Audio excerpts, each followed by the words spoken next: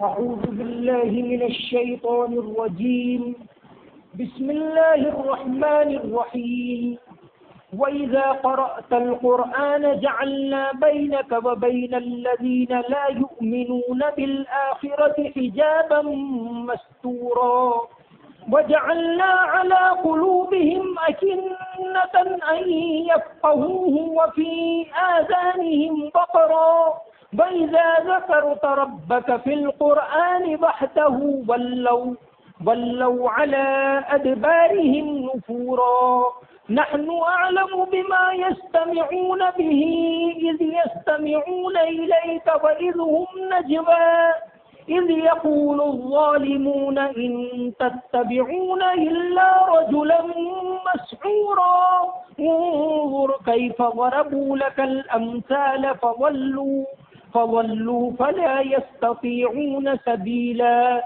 وقالوا أئذا كنا عظاما ورفاتا أئنا لمبعوثون خلقا جديدا قل كونوا حجارة أو حديدا أو خلقا مما يكبر في صدوركم فسيقولون من يعيدنا قل الذي فطركم أول مرة فسينغضون إليك رؤوسهم ويقولون متى هو قل عسى أن يكون قريبا يوم يدعوكم فتستجيبون بحمده وتظنون إن لبثتم إلا قليلا صدق الله العظيم.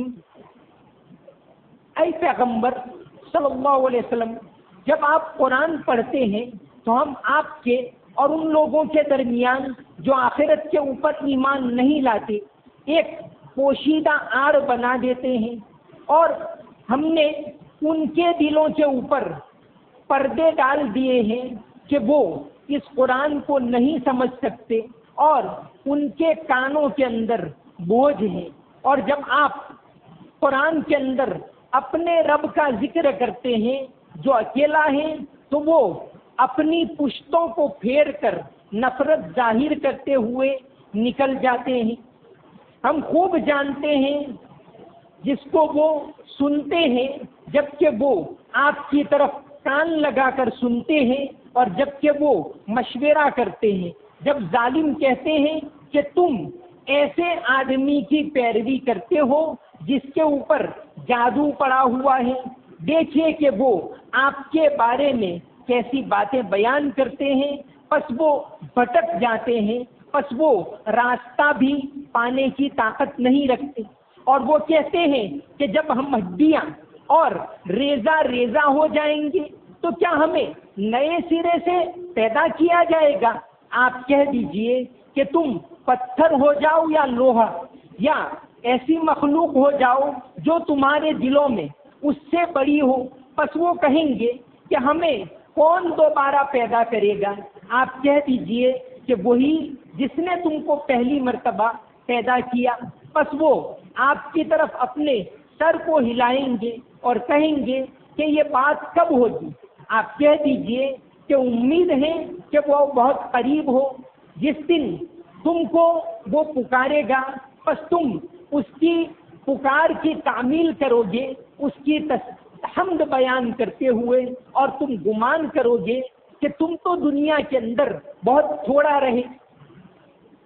توحید کے عقیدے کے بعد دو سب سے اہم عقائد ہیں، ایک تو رسالت اور ایک آخرت. ہر پیغمبر کے یہاں تین بنیادی عقیدے رہے، تمام پیغمبروں کی دعوت. ایک تو توحید کہ اللہ ایک ہے، دوسرا عقیدہ رسول سچے، اور تیسرا عقیدہ آخرت کا کہ مرنے کے بعد زندہ ہونا ہے. یہ تین بنیادی اور اہم عقائد ہیں. تو توحید کے عقیدے کی بات ہوئی، 15 صفات جو بیان کی گئی. پھر اس کے بعد دوبارہ توحید کا بیان ہوا کہ اللہ ایک ہے، وہی سب کچھ کرتا ہے، ساری کائنات کو اسی نے پیدا کیا، ساری کائنات اس کی تسبیح پڑھتی ہے، تو تم بھی اسی کو یاد کرو، اسی کی عبادت کرو. دوسرا عقیدہ رسول کے سچا ہونے کا ہے، اور یہ عقائد ہم کو قرآن کے ذریعے معلوم ہوئے. تو یہاں قرآن کی بات آئی، رسول کا عقیدہ قرآن کے ساتھ جوڑ دیا گیا. فرمایا وَإِذَا قَرَأْتَ الْقُرْآنَ، اے پیغمبر صلی اللہ علیہ وسلم جب آپ قرآن پڑھتے ہیں تو ہم آپ کے اور ان لوگوں کے درمیان جو آخرت کے اوپر ایمان نہیں رکھتے ایک پوشیدہ آڑ بنا دیتے ہیں. ان کے دلوں کے اوپر پردے پڑے ہوئے، وَجَعَلْنَا عَلَىٰ قُلُوبِهِمْ أَكِنَّةً، جن کو سمجھنا ہی نہیں، جو سمجھنا ہی نہیں چاہتے. آیت کا شان نزول ابو لہب کی بیوی ام جمیل، ابو لہب کی بیوی ام جمیل ایک مرتبہ آئی. ابو لہب نے اور اس کی بیوی نے آپ صلی اللہ علیہ وسلم کو بہت پریشان کیا. تو ایک مرتبہ آپ صلی اللہ علیہ وسلم کعبۃ اللہ کے اندر تھے اور یہ آئی، وہ تل کا بتہ لے کر آئی، ایک دم سے مسجد میں داخل ہو گئی. حضرت ابوبکر وہاں موجود تھے. حضرت ابوبکر نے عرض کیا اے اللہ کے رسول یہ برے ارادے سے آ رہی. آپ صلی اللہ علیہ وسلم نے فرمایا یہ ہمارا کچھ نہیں بگاڑ سکے. وہ ایک دم سے آئی اور حضرت ابوبکر کے ساتھ باتیں کرنے لگی اور آپ صلی اللہ علیہ وسلم کے خلاف کہنے لگی کہ تمہارے ساتھی نے ایسا کیا ویسا کیا. پھر اس کے بعد وہ چلی گئی. آپ صلی اللہ علیہ وسلم کو وہ دیکھ بھی نہیں پائی اور اللہ تبارک و تعالیٰ نے آپ کی حفاظت. ایک یہ آیت کعب احبار نے لکھا ہے، تفسیر قرطبی کے اندر مذکور ہے کہ یہ 3 آیتیں ایسی ہیں جس سے اللہ تبارک و تعالیٰ حفاظت کرتے. ایک یہ آیت وَجَعَلْنَا عَلَىٰ قُلُوبِهِمْ أَكِنَّةً أَن يَفْقَهُوهُ وَفِي آذَانِهِمْ وَقْرًا، اور ایک سورہ نحل کی آیت، اور ایک آیت ہے سورہ جاثیہ کی آیت أَفَرَأَيْتَ مَنِ اتَّخَذَ إِلَٰهَهُ هَوَاهُ، اور سورہ نحل کی آیت اولئک الذین طبع اللہ علی قلوبہم وسمعہم وابصارہم واولئک هم الغافلون. یہ 3 آیتوں کے بارے میں لکھا ہے کہ ان کا ذکر کرنے سے اللہ تعالیٰ حفاظت کرتے. کوئی بھی مصیبت ہو، کوئی تکلیف ہو، ان 3 آیتوں کو پڑھیں تو اللہ تبارک و تعالیٰ حفاظت کرتے. ایک یہ آیت سورہ بنی اسرائیل کی وَجَعَلْنَا عَلَىٰ قُلُوبِهِمْ أَكِنَّةً أَن يَفْقَهُوهُ، اور ایک سورہ نحل کی آیت أُولَٰئِكَ الَّذِينَ طَبَعَ اللَّهُ عَلَىٰ قُلُوبِهِمْ وَسَمْعِهِمْ وَأَبْصَارِهِمْ وَأُولَٰئِكَ هُمُ الْغَافِلُونَ، اور ایک سورہ جاثیہ کی آیت أَفَرَأَيْتَ مَنِ اتَّخَذَ إِلَٰهَهُ هَوَاهُ وَأَضَلَّهُ اللَّهُ عَلَىٰ عِلْمٍ وَخَتَمَ عَلَىٰ سَمْعِهِ وَقَلْبِهِ وَجَعَلَ عَلَىٰ بَصَرِهِ غِشَاوَةً. یہ آیت، یہ 3 آیتیں پڑھنے سے اللہ تبارک و تعالیٰ حفاظت کرتے. تو ام جمیل آئی اور وہ ناکام ہو کر واپس چلی گئی. تو یہاں فرمایا کہ اے پیغمبر جب آپ قرآن پڑھ کے ان کو سناتے تو یہ لوگ کہتے ہیں آپ کے بارے میں کہ ان کے اوپر تو جادو ہو گیا ہے. قرآن کریم حالانکہ بہت ہی مؤثر کتاب ہے. یہ سورہ بنی اسرائیل کے اندر قرآن کا لفظ، پورے قرآن میں سب سے زیادہ مرتبہ قرآن کا لفظ سورہ بنی اسرائیل کے اندر آیا. جیسے یہاں آیا کہ وَإِذَا ذَكَرْتَ رَبَّكَ فِي الْقُرْآنِ، وہاں آئے گا إِنَّ قُرْآنَ الْفَجْرِ كَانَ مَشْهُودًا. پھر اس کے بعد آگے آئے گا وَقُرْآنًا فَرَقْنَاهُ لِتَقْرَأَهُ عَلَى النَّاسِ، اور اس سے پہلے گزر چکا کتابت، وہاں اس سے پہلے گزر چکا إِنَّ هَذَا الْقُرْآنَ يَهْدِي لِلَّتِي هِيَ أَقْوَمُ. تو سب سے زیادہ مرتبہ قرآن کا لفظ اس صورت کے اندر ہے. گویا خاص مناسبت ہے قرآن کو. قرآن کریم یہ سارے عقائد، یہ ساری چیزیں ہمیں قرآن نے تو سکھائی. ہم نے تو اللہ کے رسول صلی اللہ علیہ وسلم کو دیکھا نہیں، بغیر دیکھے ہم یقین رکھتے. تو یہ سب چیزیں ہم کو قرآن کریم نے پہنچائی. تو قرآن کریم اللہ تبارک و تعالیٰ کی بہت عظیم الشان کتاب ہے جو اسی مہینے کے اندر نازل ہوئی. قرآن کریم آج دنیا کے اندر سب سے زیادہ پڑھی جانے والی کوئی کتاب ہے تو قرآن. ہر پل ہزاروں لاکھوں لوگ مسجدوں میں اس کو پڑھتے ہیں، حفظ کلاس کے اندر اس کو پڑھتے ہیں، نمازوں کے اندر اس کو پڑھتے ہیں. ہر گھڑی اس دنیا کے اندر ہر پل ایک بھی پل ایسی نہیں ہوتی جب لاکھوں لوگ قرآن کو نہ پڑھ رہے ہیں، چاہے نماز میں چاہے نماز سے باہر۔ یہ قرآن کریم کا بہت بڑا معجزہ ہے۔ قرآن کریم کو بہت سے لوگوں نے پڑھا ہدایت حاصل کرنے کے لیے، بہت سے لوگوں نے پڑھا اس کے اندر خامیاں تلاش کرنے کے لیے، جیسے خاص طور سے انگریزوں نے، عیسائیوں نے بھی قرآن کریم کے بہت سارے ترجمے کی۔ اب تک قرآن کے اردو میں 125 سے زیادہ ترجمے ہو چکے، اردو میں 125 سے زیادہ ترجمے قرآن کے ہوئے، انگریزی میں 120 ہوئے اب تک۔ تو دنیا کی ہر زبان میں اس کا ترجمہ بھی ہوا۔ ساری دنیا کی سب سے اہم کتاب یہ ہے۔ سب سے پہلے جو اردو کے اندر ترجمہ ہوا جو ابھی موجود ہے وہ شاہ عبد القادر کا ترجمہ ہے موضح القرآن، جو آج بھی موجود ہے۔ ویسے کہا جاتا ہے کہ اس سے پہلے بھی قرآن کے ترجمے ہوئے، لیکن وہ ترجمے یا تو موجود نہیں یا لوگوں کو اس کا پتہ نہیں۔ تو اب تک جو معلوم تاریخ کے مطابق اردو میں صرف 125 ترجمے اس کے ہوئے، کوئی 1 2 5 10 نہیں، 125 سے زیادہ ترجمے ہوئے۔ ایک ترجمہ کا ذکر آتا ہے عجائب الہند کے اندر، بزرگ ابن شہریار نے ذکر کیا ہے، یعنی آج سے تقریباً 1100 سال پہلے انہوں نے ایک واقعہ ذکر کیا ہے کہ کشمیر کا اس زمانے کا جو ہندو بادشاہ تھا، محروق نام تھا، اس نے سندھ کے بادشاہ کو خط لکھا، عبداللہ ابن عمر کو، امیر عبداللہ، کہ ہمارے یہاں کوئی ایک عالم بھیجو جو اسلام کی تعلیم یہاں کشمیر کے لوگوں کو بتائے۔ تو انہوں نے ایک عالم کو بھیجا، انہوں نے شریعت کی باتوں کی کشمیری زبان میں تشریح کی، پھر بعد میں بادشاہ نے ان کو کہا کہ آپ قرآن کا ترجمہ لکھیں۔ تو بزرگ ابن شہریار نے لکھا ہے کہ انہوں نے ترجمہ کیا تھا 1100 سال پہلے، لیکن وہ اس میں لکھا ہوا ہے، دنیا میں کہیں وہ ترجمہ موجود نہیں ہے۔ موجود ترجمہ شاہ عبد القادر کا، شاہ عبد القادر نے اردو میں ترجمہ لکھا، ان کے باپ شاہ ولی اللہ نے فارسی کے اندر ترجمہ لکھا، اور ان کے دادا شاہ عبد الرحیم وہ بھی قرآن کریم کے بڑے ماہر، یہ پورا خاندان ان کو قرآن کریم کے ساتھ خاص لگاؤ۔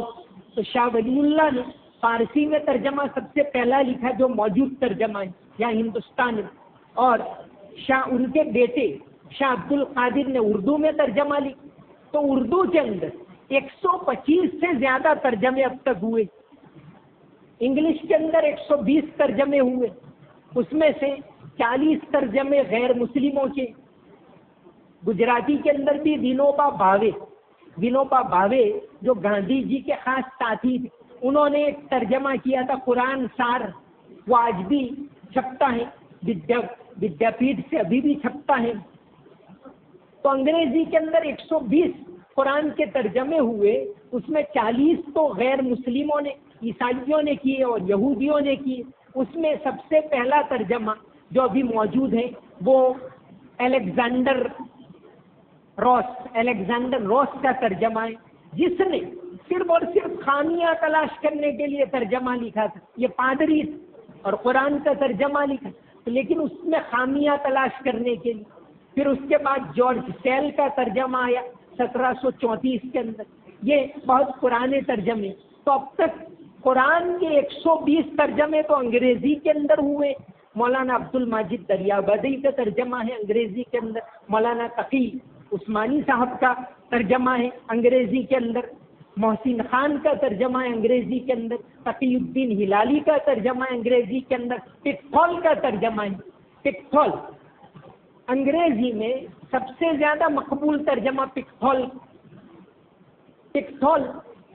عیسائی تھے، برطانیہ کے، اور وہ آج سے 100 سال پہلے 1920 کے آس پاس آئے تھے فلسطین کے اندر وہاں کے لوگوں کا رہن سہن دیکھ، وہ تو آئے تھے انگریز حکومت کے نوکر بن کر آئے، لیکن وہاں کے لوگوں کے حالات دیکھے تو پکتھول مسلمان ہو گئے، اور انہوں نے جو ترجمہ انگریزی کا کیا ہے آج بھی سب سے زیادہ انگریزی میں مقبول ترجمہ پکتھول کا ہے، جو 1930 میں پہلی مرتبہ شائع ہوا۔ پکتھول فلسطین سے پھر ہندوستان کے اندر آئے اور حیدرآباد کے نظام کے یہاں وہ ملازم رہے۔ نظام نے جب دیکھا کہ بہت بڑے ماہر قرآن، تو ان کو 2 سال اسپیشل چھٹی دی تنخواہ کے ساتھ قرآن کا ترجمہ لکھنے کی، اور انہوں نے قرآن کا ترجمہ لکھا۔ اب تک پکتھول کے ترجمے کی 200 سے زیادہ ایڈیشن شائع ہوئے۔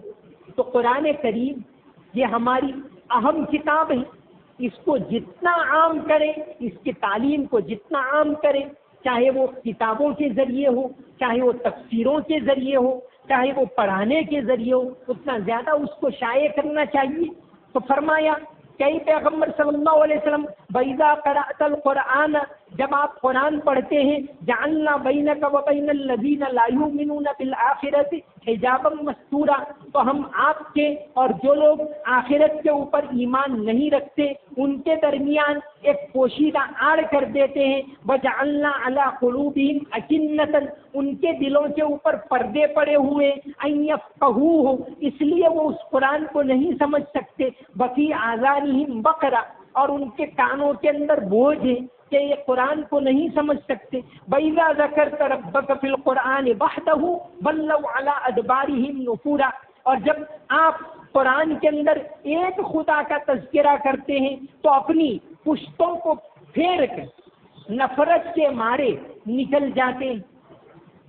آج بھی قرآن کریم کے خلاف لکھنے والے تو لکھ رہے ہیں، بہت سے تو لکھتے ہیں آپ صلی اللہ علیہ وسلم کی شان کے خلاف، جیسے کبھی کارٹون کے نام سے آتا ہے، کبھی سلمان رشدی کی کتاب کے نام سے آتا ہے، کبھی اور طرح سے آتا ہے، لیکن اس سے مسلمانوں کے دلوں میں آپ صلی اللہ علیہ وسلم کی محبت اور قرآن کی محبت میں ذرہ برابر کمی نہیں ہوئی، بلکہ وہ اور زیادہ بڑھتی، اور زیادہ یہ محبت آگے بڑھتی ہے، اور زیادہ لوگ قرآن کی طرف مائل ہوتے ہیں، اور زیادہ لوگ آپ صلی اللہ علیہ وسلم کی سیرت کو پڑھتے۔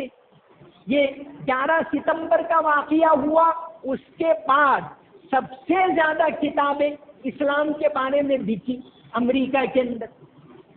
تو قرآن کریم کے ترجمے کی میں بات کر رہا تھا، 3 مترجم، 120 ترجمے ہوئے، ان میں 3 ترجمہ کرنے والے ایسے ہیں جو قرآن کو پڑھ کر مسلمان ہو گئے۔ ایک تو پکتھول، محمد پکتھول، مارماجک پکتھول، جن کا ترجمہ بہت زیادہ مقبول ہے۔ پھر اس کے بعد لیوپولڈ ویس، جو پولینڈ کے تھے اور لیبیا کے اندر آئے تھے۔ لیوپولڈ ویس تھے، پولینڈ کے رہنے والے تھے اور لیبیا کے اندر آئے تھے۔ لیبیا کے اندر انہوں نے اپنی آپ بھی لکھی ہے کہ میں کیسے مسلمان ہوا۔ اس کتاب کا نام ہے روڈ ٹو مکہ، اور آج بھی چھپتی۔ انہوں نے لکھا ہے کہ لیبیا کے اندر ایک مرتبہ میں صبح سویرے اٹھا، وہاں پہنچا تو 4 بجے 5 بجے اذان ہو رہی، اور اس زمانے کی اذان آج بھی جن ملکوں کی اذان مشہور ہے اس میں ایک لیبیا کی اذان۔ تو کہتے جب میں نے اذان سنی تو بہت اچھی معلوم ہوئی۔ اب میرا معمول ہو گیا کہ روزانہ صبح 5 بجے اٹھتا تھا، 4 ساڑھے 4 بجے، کیوں؟ صرف اذان سننے کے، اور کچھ نہیں، اذان سنتے تھے، سو جاتے، اور یہ اذان ان کے اسلام لانے کا ذریعہ بنی۔ تو انہوں نے کئی کتابیں لکھی ہیں، محمد اسد ان کا نام رکھا گیا، قرآن کا ترجمہ بھی انہوں نے لکھا ہے، اور یہ بھی بہت زیادہ مقبول ہوئے۔ اور تیسرا ترجمہ جو مسلمان ہوئے، C.W. ارونگ، جو کینیڈا کے رہنے والے، امریکہ میں سب سے پہلا قرآن کا ترجمہ یہی ہوا، ارونگ، اور وہ بھی مسلمان ہوئے۔ تو قرآن کریم کی تعلیمات کو جب لوگ دیکھتے ہیں تو پتہ چلتا ہے کہ بھئی اس کے اندر تو ایک اللہ کی عبادت ہے، اس کے اندر توحید کی تعلیم ہے، اس کے اندر ہمدردی کی تعلیم ہے، اس کے اندر انسانیت کی تعلیم ہے، اس کے اندر لوگوں کو جوڑنے کی تعلیم ہے، محبت کی تعلیم ہے اس کے اندر، تو لوگ اسلام کے اندر داخل ہوتے ہیں۔ تو اس زمانے میں بھی یہ طریقہ رہا تھا۔ جمیل آئی آپ صلی اللہ علیہ وسلم کو مارنے کے ارادے سے، لیکن اللہ تبارک و تعالیٰ نے حفاظت کی۔ اسی واقعے کے ماتحت یہ آیت نازل ہوئی، نحن اعلم بما یستمعون به اذ یستمعون الیک. یہ لوگ مشورہ کرتے تھے کہ قرآن کو کیسے روکا جائے. کبھی تو آپ صلی اللہ علیہ وسلم کو جادوگر کہا، کبھی آپ صلی اللہ علیہ وسلم کو کاہن کہا، کبھی شاعر کہا کہ یہ تو باتیں گھڑ لیتے، کبھی مسحور کہا کہ کسی نے ان کے اوپر جادو کر دیا ہے. ایسی باتیں چلائی نعوذ باللہ، اور آج بھی چلانے والے چلاتے ہیں. امیر شکیب ارسلان یہ ایک بہت بڑے سیاستدان گزرے ہیں.